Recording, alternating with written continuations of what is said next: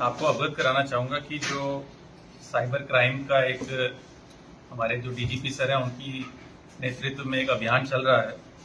उस अभियान के अंतर्गत जो एनसीआरपी पोर्टल और समन्वय पोर्टल पे जो भिन्न भिन्न राज्यों से शिकायतें आती हैं, उसमें 9 शिकायतें प्राप्त हुई थी म्यूल अकाउंट के संबंध में, जिसके क्रम में थानाध्यक्ष खेसरा अनूप मिश्रा और उनकी थाने की जो साइबर सेल की टीम है उसके द्वारा जांच की जा रही थी।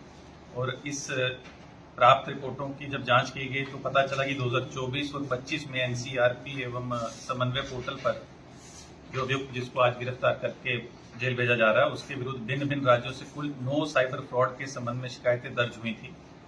और उसी जांच के क्रम में म्यूल खाते का भी पता चला और ये पता चला कि ये एक बड़ा फ्रॉड नेटवर्क है जिसने 15 करोड़ से भी अधिक की साइबर फ्रॉड किया है। और उसमें से जो ऑनलाइन फाइनेंशियल फ्रॉड हुआ है और जो म्यूल खाता अभियुक्त का मिला है उसमें 24,230 रुपये इस खाते में भी आए थे, जिसका उपयोग इसने अपने निजी खर्चों में किया। इसी संबंध में थाना खेसरा पे मुकदमा अपराध संख्या 96/2026 पुलिस के द्वारा पंजीकृत किया गया है धारा 318(4) एवं 317(5) BNS में। और आज 14 जुलाई को एक अभियुक्त जिसका नाम नसीम अहमद पुत्र औसाफ अहमद निवासी थाना खेसरा उम्र करीब 20 वर्ष है इसकी, इसको आज जेल भेजा जा रहा है। पूछताछ में इसने बताया है कि कैसे ये ऑनलाइन गेमिंग ऐप के माध्यम से साइबर फ्रॉड करके अपने इसके 6 खाते थे, जिसमें से यूनियन बैंक में, अर्बन कोऑपरेटिव बैंक में, पीएनबी में, एक्सिस बैंक में, एसबीआई में और इंडियन पोस्ट पेमेंट्स बैंक में इसने खाते खुलवा रखे थे। और इन 6 में से 4 खातों में साइबर फ्रॉड का पैसा आने की पुष्टि हुई है और लगभग 36,000 रुपये इन 4 खातों में मिला के अभी तक आवागमन हुआ है। और बाकी अभी प्रिलिमिनरी इन्वेस्टिगेशन में जो अमाउंट है लगभग 14 लाख की पिछले 1 साल में आदान प्रदान इन खातों में हुआ है। अन्य जो चीज़ें बरामद हुई हैं उसमें 2 मोबाइल फ़ोन हैं, जिसमें से एक आईफोन है और दूसरा वीवो कंपनी का फ़ोन है। एक लैपटॉप भी मिला है HP कंपनी का, जिसका साइबर फ्रॉड में इस्तेमाल किया जाता था। उसके अलावा 20,000 रुपये कैश भी इसके पास बरामद हुए हैं। 5 ATM कार्ड बरामद हुए हैं। 5 बैंकों की विभिन्न अकाउंट्स की पासबुक बरामद हुई है। और जो टीम जिसने ये कार्रवाई की है उसको भी हमारे द्वारा पुरस्कृत किया जा रहा है 10,000 रुपये से। और इसके साथ मैं ये भी आपके और मीडिया के माध्यम से अपील करना चाहूँगा कि क्योंकि हमारा जनपद एक सीमावर्ती जनपद है और साइबर फ्रॉड का जो ऑनलाइन आजकल फ्रॉड हो रहे हैं उनका खतरा एकदम बढ़ा रहता है, इसलिए समय समय पर हर प्रत्येक सप्ताह भी जागरूकता कार्यक्रम चल ही रहे हैं। तो 2 टाइप का हमारे सामने यहाँ एक चुनौती है। कभी कभी धोखे से भी कोई फर्जी अपना आई कार्ड बता के, सरकारी कर्मचारी बता के या किसी बैंक का कर्मचारी बता के लोगों से KYC की जानकारी ली जा रही है और उनके नाम पे खाते खोल के ये गेमिंग ऐप और बाकी दूसरे मैलवेयर के माध्यम से साइबर फ्रॉड हो रहा है। और कभी कभी कुछ लोगों में लालच भी आ जाता है कि वो अपना खाता म्यूल खाते के रूप में उपयोग करने के लिए किराए पे दे देते हैं, वो भी एक अपराध है।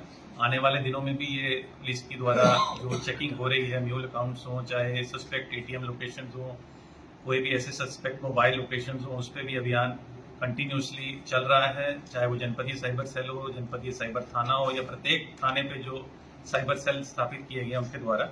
और आने वाले दिनों पे भी इसमें कार्रवाई की जाएगी और इस पर्टिकुलर केस को भी आगे इन्वेस्टिगेट करके फर्दर जो इसके लेयर्स हैं और कहां से गिरोह ऑपरेट करता था उसके बारे में भी खुलासा किया जाए। सर, ये आरोपी करता क्या था, क्या इस प्रोफाइल है इसका?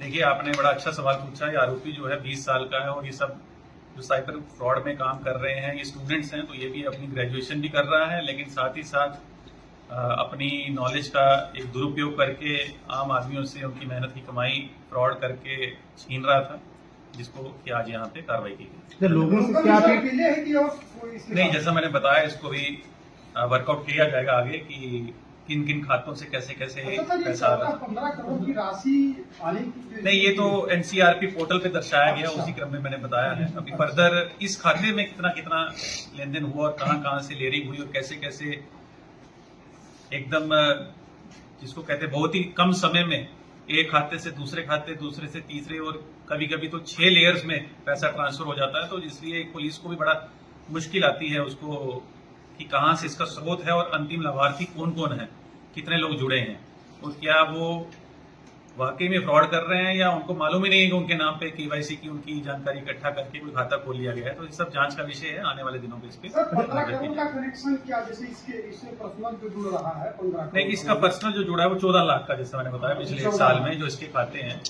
तो 14 लाख का उसमें आदान प्रदान हुआ। लोगों से क्या अपील करने की, कैसे लोग बचें? देखिए, जैसा मैंने कहा, पहले तो अपनी आप केवाईसी जानकारी किसी को ना दें। कोई भी आपसे मांगता है, चाहे वो व्यक्तिगत हो, चाहे वो फोन के माध्यम से हो या किसी भी और क्रम से हो। आजकल आप देखते हैं कितनी जागरूकता है, जब भी हम किसी को फोन भी मिलाते हैं तो सबसे पहले यही कहा जाता है ओटीपी ना दें, अपना पर्सनल इन्फॉर्मेशन शेयर ना करें। और दूसरा, समय समय पर देखते रहें कि आपके नाम पे कितने सिम हैं इशू हुए, आपके नाम पे कितने खाते खुले हैं, आपके बैंक से कितने खाते लिंक हैं, और आपको लगता है कि कोई ऐसी गड़बड़ी हो रही है और आपके नाम का दुरुपयोग हो रहा है, तो आजकल आप अपने आप को बचा सकते हैं। और दूसरा, जैसे ही कुछ हो, आपके पास साइबर एनसीआरपी पोर्टल है, national cyber crime reporting portal है, हर थाने पे एक साइबर सेल स्थापित किया गया है, साइबर हेल्पलाइन नंबर है, उस पर आप तुरंत कॉल करें और जितनी जल्दी आप बताएंगे 1 घंटे के अंदर ही, तो जो आपकी फ्रॉड की गई राशि है उसको भी पुलिस द्वारा लीन कराया जा रहा है। मुझे ये भी बताने में खुशी है कि जनपद सिद्धार्थनगर में पूरे प्रदेश की तरह ही लीन परसेंटेज भी अब हमारी 40% से ऊपर बढ़ी है। 46% पिछले महीने का रहा है, मतलब 46% पैसा फ्रॉड होने के बाद भी हम उसको रोक ले रहे हैं और न्यायालय के आदेश से और बाकी पोर्टल के उपयोग से उसको संबंधित विक्टिम को रिलीज भी कराया जा रहा है। तो काफी साइबर फ्रॉड रुक भी रहा है जागरूकता के कारण, और होने के बाद भी उसमें कार्रवाई हो रही है, मुकदमे भी हो रहे हैं। उसी क्रम में आज की भी ये कार्रवाई एक कड़ी में एक पार्ट है और इसको आगे भी और जारी रखेंगे।